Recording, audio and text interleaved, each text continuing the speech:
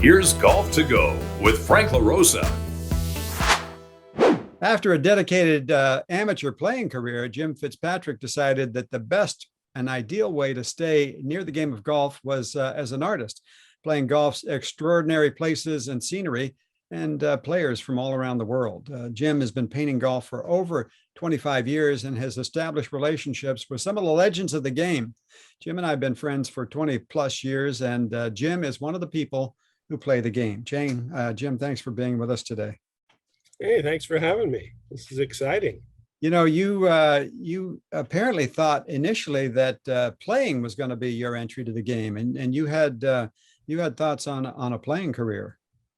Well, for a long time, I never even thought about anything else. I just figured I was going to play. I think I've got a trophy laying around here somewhere from Sierra View from 1962 or 63 when I won first flight in the junior club championship, and I just thought that was what I was going to do. I loved playing, and I had played a lot of other sports. I mean, I lettered in baseball, basketball, football, track and field. I was actually Northern California gymnastic champion. Wow. Way back when, but those sports were all, to me, very easy compared to golf, and I loved the challenge of the game. You even and the beauty. you even owned a golf course for a while. Well, I wouldn't say I owned one, but I did get hired to run one up in Oregon. And that was after I had been designing courses for a few years and got tired of sitting at a desk. And what was that experience like from the other side? Well, I really enjoyed it, but the concept was my friend who had bought the golf course and at one time was the head pro at Pasatiempo. And he went up there and we talked, and he said, well, you know, we're really busy during the summers, and the winters kind of slow down, but I think you can make enough money. And the concept was that I'd take the winter off and go play in select tournaments. But we didn't realize that there was a second club that had just opened in Medford. And so the number of rounds that we had never really panned out to what they were on paper. Well, so I was stuck there.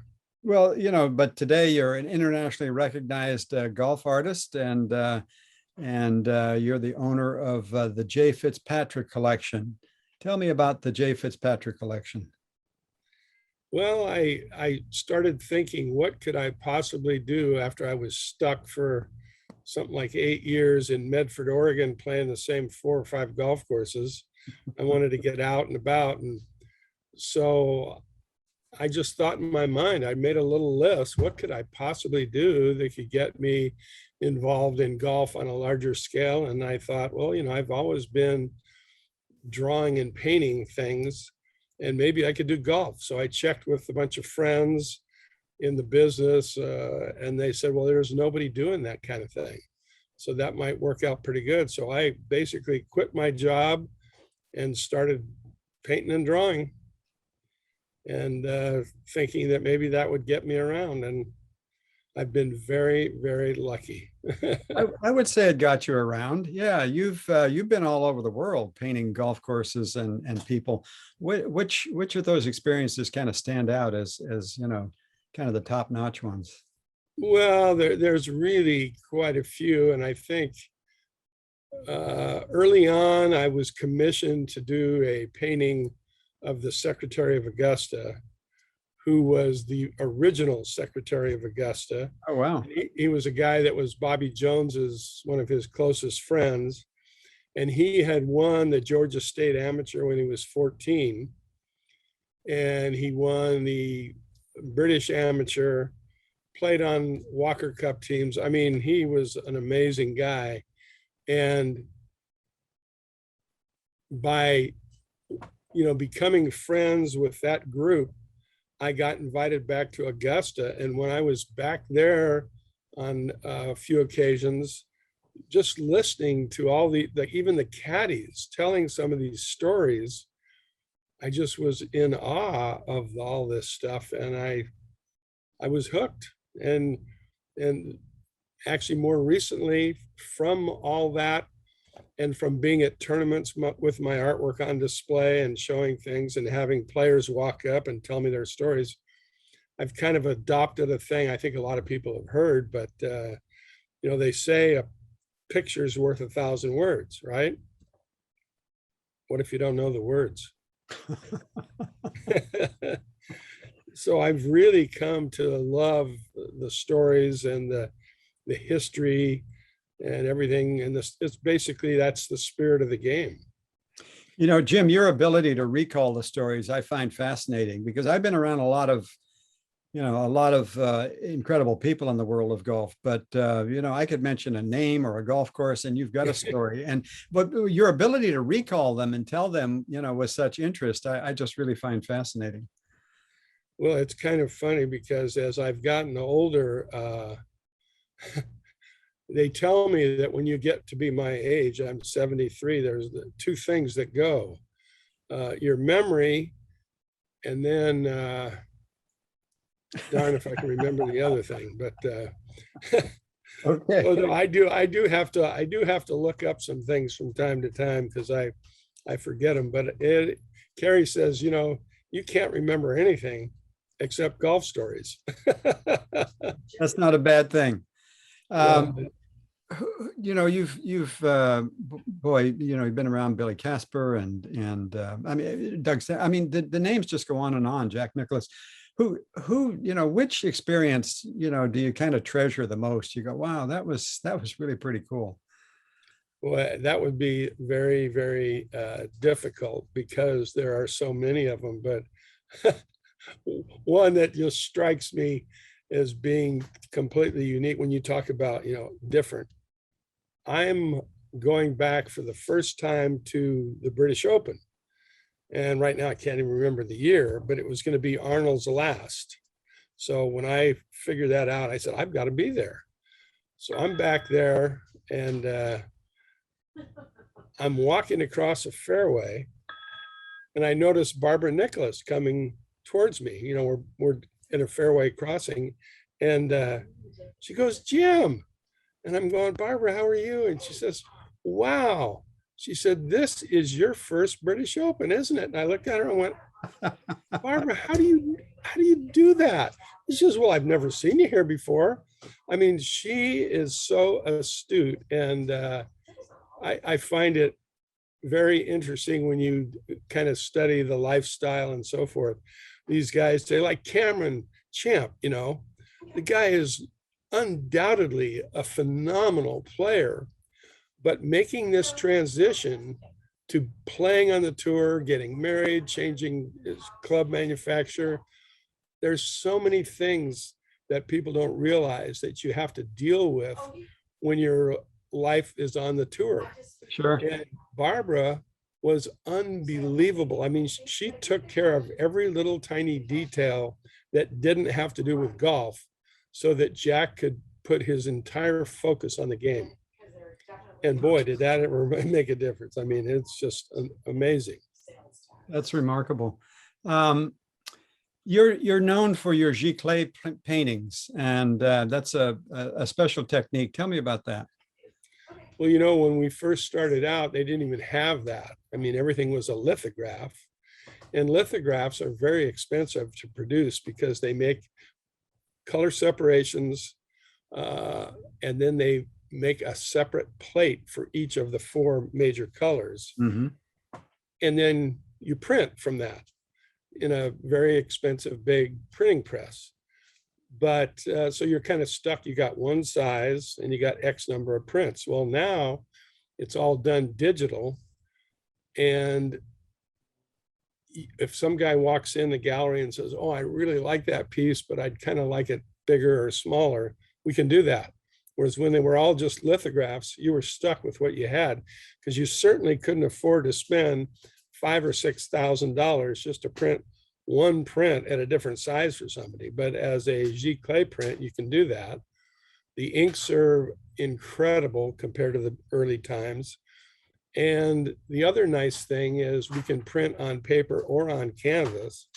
So one of the fun things I've started to do is print some of my more well-known scenes, and then come back on canvas and hand paint particular people into that scene. So if somebody wanted, whether it's Jack or Arnold or themselves, and I've done many father-son, they just really love that. You know, you and I share a favorite hole, the 16th at Cypress Point, and I have one of those prints that you painted me on the tee. And I remember that. it's fascinating to look at that. And you know, we all have photos of us being places, but to have that painting with me painted in, it's just, you know, it's a very special piece, and that's really fascinating what you do. And I've seen so many people that are really excited to finally take a look at what you've done. Well, I'm glad you appreciate that, but it also brings back a story to me. 16 is my favorite at Cypress, and I can't tell you how many stories I have about that hole. But one of my all-time favorites is an old golf professional who's passed on now, but Billy Ogden, who worked at North Shore Club in Chicago during the summers, and then during the winters he came to Palm Springs and worked there. And I was in his office one day, and I kept looking at this picture he had behind his desk. And it was an old black and white photograph of Ben Hogan. And from the angle, Ben was hitting just like kind of over my shoulder. So he's there hitting this way. So you really can't see what he's aimed at. All you can see is what's behind him. Mm-hmm. And I see this fence, which is an old rickety fence, and I see some cypress trees, and I'm going, you know, that picture behind you of Hogan, that looks a lot like the 16th tee at Cypress. And Billy Ogden shakes his head and he says, it is. But the way he said it, I'm going, you know what? There's something he's not telling me. So as I look closer along this fence, there's gallery people, you know, behind the fence. But there was a younger man this side of the fence standing next to a couple golf bags.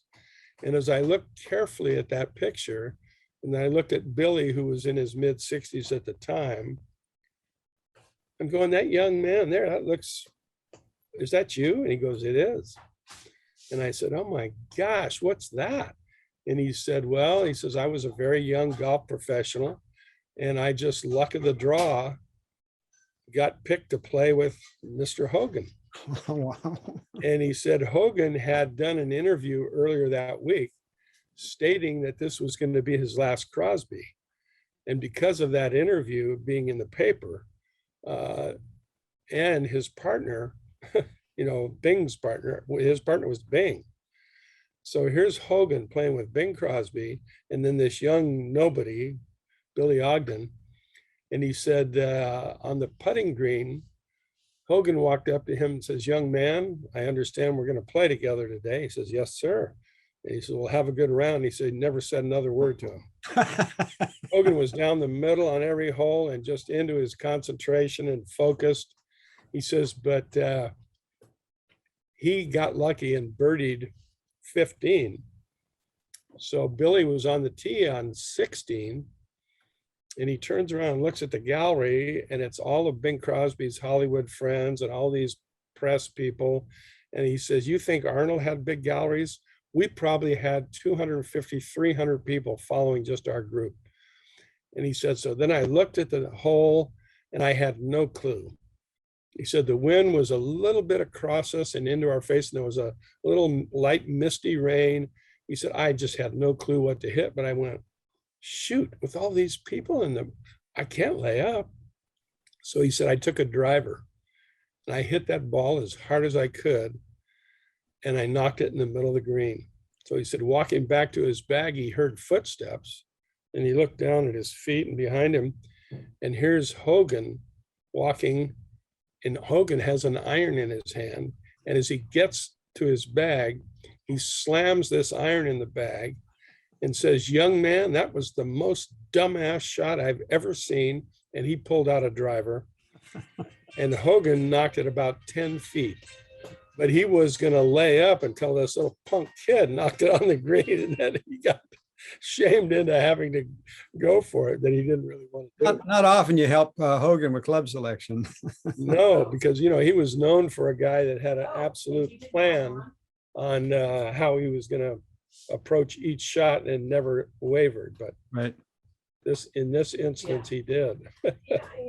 So, this segment is called People Who Play the Game. Who put a club in your hand the first time? I would say my dad. Yeah. We were actually members as a family out at Sierra View. But I'll, and this is becoming funnier through time, but the Champ family, they own this little golf course here along the freeway, Foothill Golf Course. Foothill Golf, yeah. And it's always been a public golf course. And that's actually where I learned to play. Even though we were members at Sierra View, my dad said, nope. He said, you can't come out to Sierra View until you can break 40 at Foothill Golf Course. So I played Foothill when I was a little, 10, 11, 12 until I could break 40. And then I got to go play Sierra View. And now you're a member at Granite Bay, correct? Granite Bay. A charter member? Weren't you there in the beginning? Yes. Yeah. Member number 3. What's the best part of your game, Jim? My painting. You can always paint a good score, huh?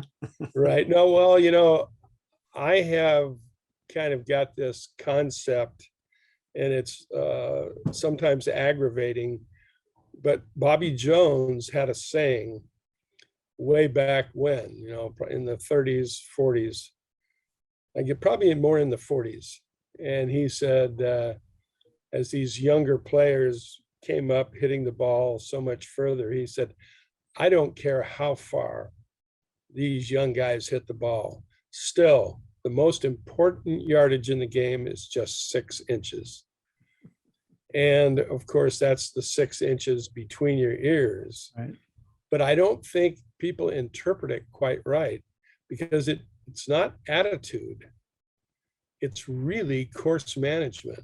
And if you watch closely, especially at the Open and Augusta and different places, it's thinking backwards. It's really having a great understanding of each pin placement and knowing that from certain angles, you can't keep the ball below the hole, or you can't keep the ball in an area where you'll have an adequate shot to the pin unless you're in the correct side of the fairway off the tee. So that's real course management.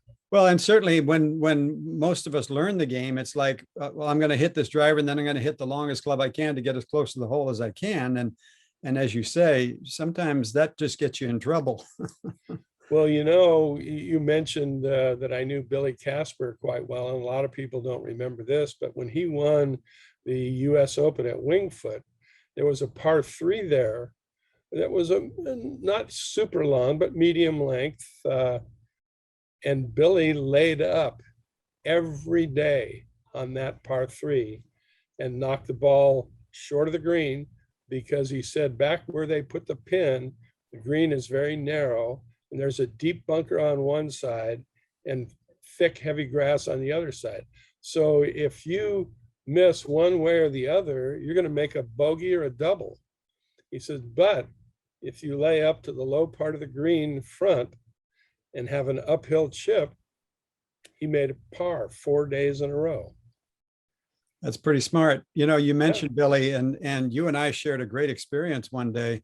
You were commissioned to do a special piece of art down at Cinnabar Hills with Billy Casper and a few of his friends, and we got to play with him that day.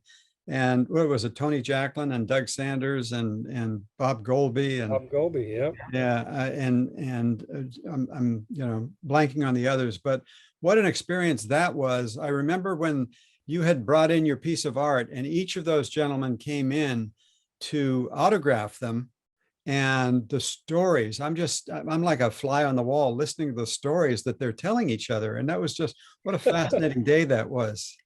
That was special. Yeah. And not only with the stories, but you probably don't remember. I actually beat Billy Casper that day.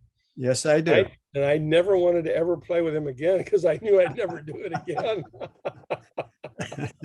Now, in all, in all support for Mr. Casper, he had hip surgery, but that's beside the point. What's the best golf course you ever played? That's kind of a difficult question. And that's because the golf courses have such unbelievable variety. When they first started out, which this part, I love the history of the game. St. Andrews never was designed. That was just a bunch of sheep herders standing there guarding their sheep with their staffs, which they actually used to hang their lunch on, so the other animals wouldn't steal their lunches. And then after they eat, they had this staff there, and they had basically little round pebbles, and they started hitting these pebbles into like rabbit holes. And that was the beginning of golf. And the terrain was designed by Mother Nature. So you have all the way from that to a modern golf course that today they can build a golf course anywhere because they have tractors and they have all this equipment, but they're really distinctly different. And I remember, again, going back into history, when Bobby Jones first went back to play at St. Andrews, he actually walked off the golf course in the middle of a round. And one of the older players said to him, "You don't do that." And he took that to heart. And then by the end of his career, he said the reason he walked off the golf course was he didn't appreciate it and he didn't like it. Right. And then at the end of his career, he went back one last time to St. Andrews. And in his speech, he said, "If I could give up my whole life and career, except for the time I spent at St. Andrews, I still would have had a full and fruitful life." And he felt St. Andrews was the greatest there is. Yeah, of course, it's designed by sheep, and we complain if we hit a little bump on a green and the ball doesn't roll exactly the way it's supposed to. Yeah. Well, when you watch the Open being played, you see a lot of that, and those players have to memorize those undulations and terrains and hit their drives into the proper area so they can funnel the ball to the hole on the ground, because the firmness of the greens and the undulations, you can't make a ball stop all the time. Yeah, it's fascinating to watch them play that course. Oh my gosh, I love it. I'm sure you've been asked before, who would be in your fantasy foursome? Oh my gosh. Well, of course, it would be Bobby Jones for sure. And maybe old Tom Morris. Wow. And gosh, probably Arnold and Jack. That's a pretty good group. Well, they sure have a lot, what a background. I mean, they're all amazing and different at the same time. But that's the legends of the game, and the stories behind them is what's so fascinating. When you mention those names, it makes me wonder, when 50, 100 years from now, will we speak of the Dustin Johnsons and all of the players today? Will there be this same kind of awe about them, or was the game more romantic then than it is now? I mean, is it more of a business now? What do you see as the difference? Well, there's so much more history involved as time goes by. But I definitely think that, we're going to look at Colin Morikawa in amazement. And I think he's got a tremendous attitude. He's very down to earth. And you go right through the other player. I mean, Tiger, of course, and a lot of the other players, like you said, they all I remember that shot, that, was it DJ that made that shot? Or was it Bubba that made that shot that on 11 or on, In the Masters? yes. Yeah, that was Bubba. Yeah. Well, Around the corner. yeah, the next year, Billy Casper and his son went over there and dropped some balls down just for fun to see how in the world could you possibly make this shot. But of course, you know, being left-handed, you can hook a ball a lot harder than you can fade a ball. Right. So a right-handed player would be dead over there. But he has great imagination, and he's got unbelievable touch around the greens. It's just phenomenal. Jim, we could talk for hours, and we could tour your studio and look at some of your artwork, and every piece of artwork has a story. But, in the interest of time, I'm just going to ask you one more question. And if we were writing your autobiography today, what would it be titled? Oh my gosh.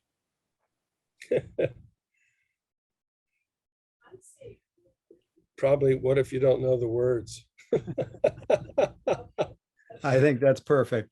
Jim, as I mentioned, we've been friends for a long time, and I always enjoy sitting down and I was going to say trading stories with you, but mostly I listen to your stories because they're fascinating. And I think that people need to avail themselves of a visit to your gallery. Give me the address and tell us how people can get a hold of you. Well, it's 4208 Douglas Boulevard. And we're right on the way on Douglas Boulevard out to Folsom Lake. But so of course we're in Granite Bay, Roseville. And my phone number here is 916-677-2442. Go see some art, or maybe Jim will just tell you a story. Jim, always a pleasure. Good to talk to you. Thanks for being with us. All righty. Thanks for having me.